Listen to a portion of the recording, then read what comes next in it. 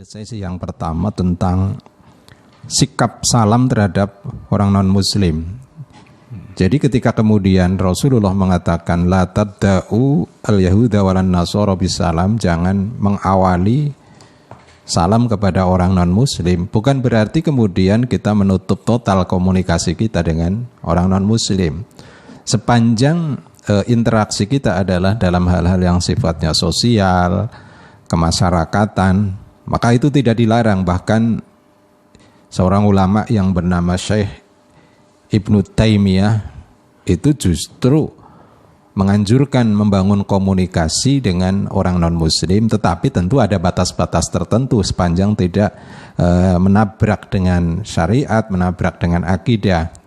Jadi beliau mencontohkan misalkan kayak yang tadi sudah saya singgung di awal tentang bagaimana ketika kita bertemu dengan orang non-muslim, ketika kita menanyakan kabar kesehatan, kabar keluarga dan sebagainya, yang semacam ini menurut Imam Ibnu Taimiyah itu tidak dilarang, bahkan itu bagian dari cerminan kita mengamalkan ajaran Al-Quran surat An-Nahl 125. Bismillahirrahmanirrahim. Ud'u ila sabili rabbika bil hikmati wal mau'izatil hasanati wajadilhum billati hiya ahsan. Jadi serulah manusia kepada jalan Rabbmu dengan hikmah dan pelajaran yang baik, dan bantahlah mereka dengan cara yang baik. Jadi bangunan komunikasi ini sepanjang tidak menabrak akidah dan syariat, maka tetap diperbolehkan sebagai sesama manusia. Bahkan di surat Al-Ankabut ayat 146 Allah juga berfirman, Bismillahirrahmanirrahim, wala tujadilu ahlal kitabi illa billati hiya ahsanu illa alladzina zalamu minhum. Yang artinya janganlah kamu berdebat dengan ahlul kitab dalam tanda kutip non-muslim melainkan dengan cara yang paling baik. Ada perbedaan pendapat, ada perbedaan pandangan yang memerlukan adu argumentasi, maka di sana Allah mengatakan billati hiya ahsan, maka pergunakanlah adu argumentasi, debat dengan cara yang baik, tanpa merendahkan, tanpa caci maki dan sebagainya. Sahabat radioku rahimakumullah, membahas tentang salam, tentu ada hal yang ingin kami sampaikan. Sebenarnya kekuatan salam yang telah menjadi ciri khas umat Islam itu apa saja? Yang pertama, salam adalah perintah Allah sebagai salam penghormatan kepada sesama umat manusia. Ucapan salam ternyata bukan sekedar ciri khas umat Islam, tetapi merupakan perintah Allah. Jadi sebetulnya kalau berbicara perintah Allah, yang diperintah bukan cuma umat Islam, tetapi seluruh umat manusia diperintahkan juga untuk saling menebar salam. Jadi ketika kita membaca salam, maka di sana adalah ada nilai-nilai ibadah karena kita menjalankan perintah Allah sebagai penghormatan terhadap sesama manusia. Ini yang pertama. Yang kedua, salam adalah ibadah yang mudah. Sangat mudah kan, karena tidak perlu biaya untuk membaca salam. Tetapi termasuk salah satu amalan yang terbaik. Di antara amalan terbaik yang paling mudah dilakukan adalah ya membaca salam itu sendiri. Karena ada itu hadis yang membahas mensejajarkan tentang ufsus salam, tebarkan salam, dan wa'at'imut ta'am kan. Jadi ternyata di hadis itu membaca salam itu ternyata punya nilai yang cukup besar. Artinya Nabi mensejajarkan orang yang membaca salam itu layaknya seperti orang yang sedekah makanan kepada orang yang kelaparan. Jadi pahalanya besar juga ketika kita mau menebar salam itu. Itu yang kedua. Yang ketiga, salam adalah sebagai bentuk ekspresi keimanan dan kasih sayang. Kenapa? Karena salam bisa dikatakan sebagai ekspresi dari keimanan, karena iman tidak hanya sekedar dalam hati meyakini keberadaan hal yang wajib diyakini, tetapi iman harus diwujudkan dalam tindakan. Salah satu wujud keimanan adalah menebar kasih sayang. Orang yang beriman tidak akan mudah membenci, mencaci maki. Jadi ekspresi orang yang beriman adalah dengan cara menebar kasih sayang, diwujudkan dalam ucapan salam itu sendiri. Saya yakin kalau katakanlah saya bertemu dengan Mas Ansori kemudian mengawali dengan salam, Apa mungkin kemudian di balik salam nanti ada caci maki kan? Saya kira tidak. Dengan salam itu adalah ekspresi sebagai sebuah bentuk kasih sayang, persahabatan antara sesama mukmin. Jadi Islam sangat mengajarkan berbagi salam karena salam adalah sebagai bentuk ekspresi dari keimanan yang ada di dalam hati kita. Kemudian yang keempat, salam adalah jalan menuju surga.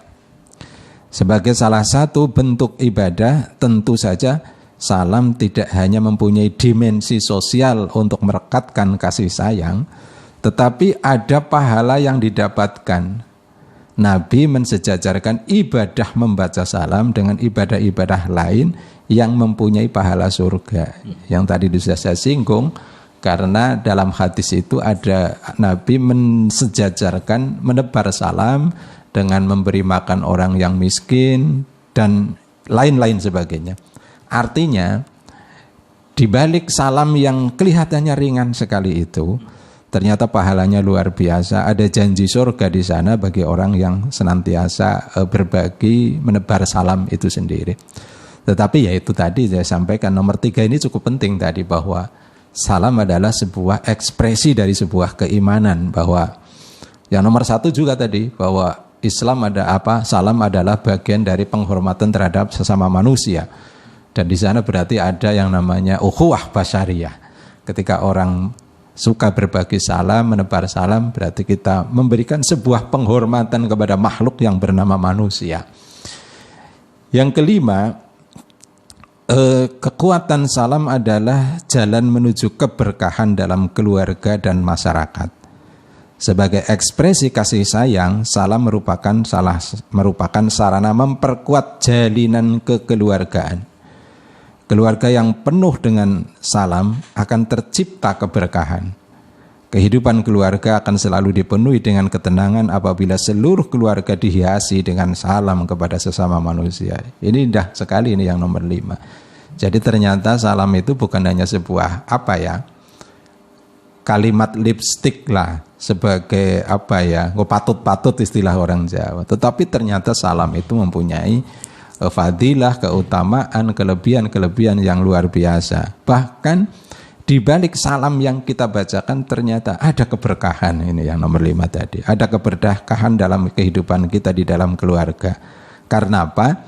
Karena tadi yang nomor 3, salam adalah ekspresi dari kasih sayang. Maka ketika kita saling bersalam di dalam keluarga kita, berarti di sana ada kasih sayang.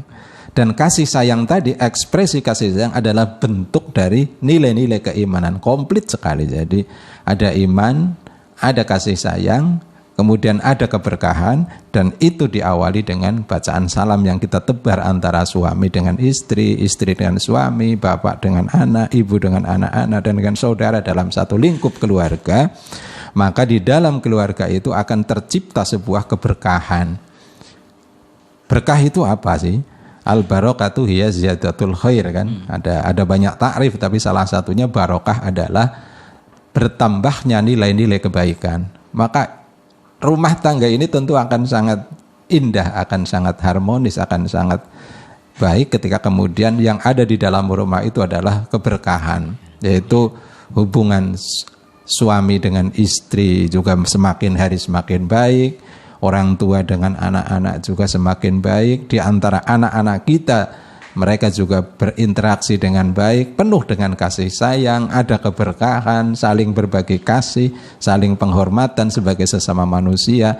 Dan itu salah satunya adalah ketika kita mau berbagi, menebar salam di antara kita.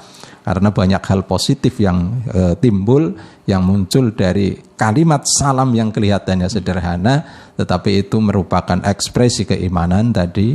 Yang kedua adalah wujud kasih sayang, dan dari itu kemudian muncul keberkahan. Semoga kita semua senantiasa diberkahi oleh Allah Subhanahu wa taala. Demikian kajian kita pada pagi hari ini, semoga bermanfaat. Terima kasih.